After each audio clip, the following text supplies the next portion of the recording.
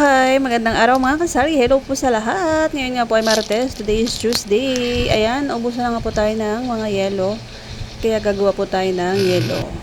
Ito nga po guys, ang ating tubig na gagamitin ay mineral po siya guys. Ang isang galon po ay 30 pesos.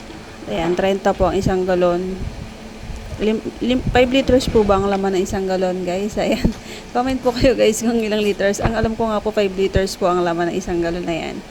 So, ngayong araw nga po ay gagawa po tayo ng yelo. Isa nga po ang yelo sa mabenta nga po dito sa ating tindahan, sa ating sari-sari store. Kumusta po ang lahat? Hello mga kasari! Alam niyo ba guys, ma-share ko lang po. Ito nga po pagkagawa ng yelo guys. Mabili nga po siya. Medyo mahirap po siya nung una guys. Kasi hindi naman po ako sanay magtali. Pero talagang nung nasanay na rin po ako magtali guys, medyo masakit lang po sa daliri. Pero ngayon na medyo sanay na nga po tayo magtali sa paggagawa nga po ng yelo, medyo mas mabilis na nga po ako natatapos sa pagkagawa ng yelo at na-enjoy ko po talaga ang paggagawa ng yelo. Yes po guys, nakaka-enjoy po gumawa ng yelo, lalo na po kapag natapos na po tayong gumawa ng yelo. Ang isang galon nga po guys, nakakagawa po tayo ng 25, minsan po 30. Depende po guys. Ayan nga po yung ating ice. Yellow, ginagawa nga po natin yellow. Yung kanyang po plastic ay subok po natin ang kanyang plastic. Matibay po. Maganda po yung quality ng plastic. Talagang makapal po yung plastic. At nag-iwan nga po ako ng mga 1 inches guys. Na pag binhol ko po siya para meron pong mahawakan yung ating mga customer kapag bumili po sila ng yellow. Tsaka tinitipid ko din po yung tubig guys. Diba po? Kasi nga po siyempre mahal po ang kuryente. Kaya naman sakto lang po yung 5 piso guys kasi mineral naman po yung ating tubig. Ayan, disclaimer po guys. So yan po yung presyo ng aking yelo. Depende po yan sa inyong lugar. Diba? Kamusta po ang lahat? Ngayon nga po ay Tuesday. Magandang buhay po sa lahat. Luzon, Visayas at Mindanao. Sana ay okay po guys. Alright. At sa mga hindi pa nga po nakasubscribe guys, palambing naman guys. Pahit po ng ating like button at subscribe na rin po guys. At mag-comment po kayo guys. At pahit na rin po ng ating notification bell para updated po kayo sa mga susunod po nating i-upload na mga videos. So, ngayon nga po guys is hapon na po ako nakagawa ng yelo kasi medyo busy po tayo ng umaga. At ayan nga po, napakainit guys. Pero ng time na yun guys, tuwing umaga po tayo nililigo para naman sa umaga pa lang is talagang medyo fresh na tayo. Fresh! Ayan. Kasi sa umaga po talaga ako naliligo guys. Hindi po ako naliligo ng mandang hapon. Sa gabi guys, maghilamos. Pero talagang sa umaga po ako naliligo para pag bukas po natin ang tindahan natin is nakaligo na po tayo. Diba? Para pagka umimili po tayo, may bibilin po tayo, at least nakaligo na po tayo, mag-base na lang tayo, magpupulbos, freshen up. Ayan.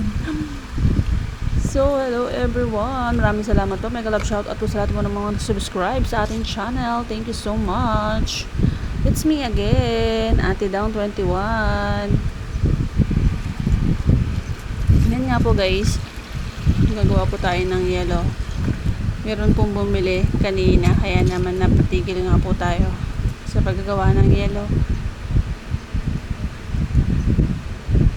At guys, kumusta po ang mga bentahan sa inyo guys? Ngayon nga po guys, marami na po talagang mga presyo ang nagtaas.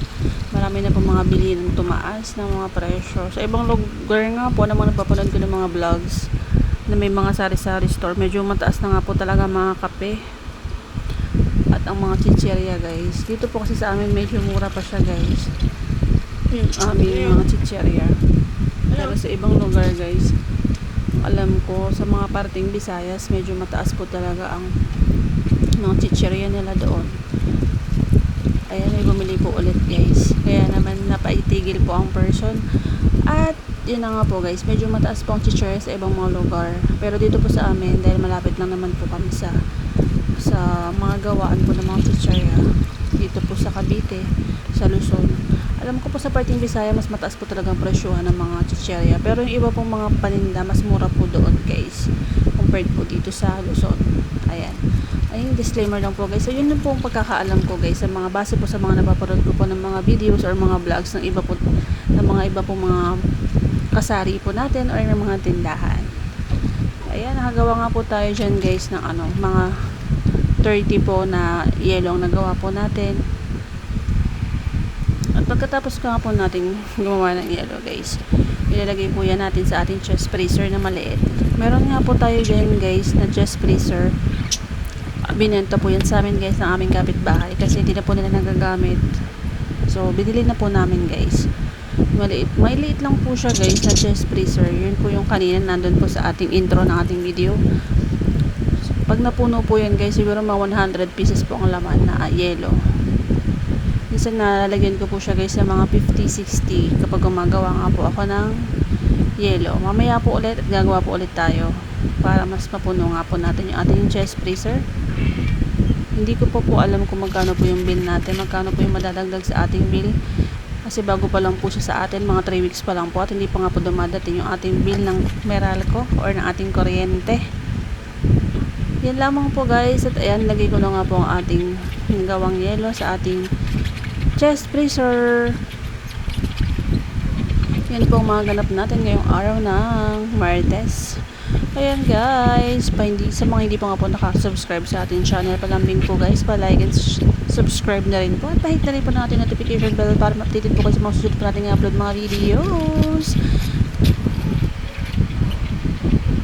Maraming salamat po sa lahat po ng mga nanonood ng ating mga videos. Thank you po sa support. Mega love shoutout po sa lahat ng mga nag-subscribe sa ating channel. God bless everyone. Stay safe always. Keep safe always. Love everyone. And yan nga po yung ating chest freezer guys. Stay safe always. See you to the next one.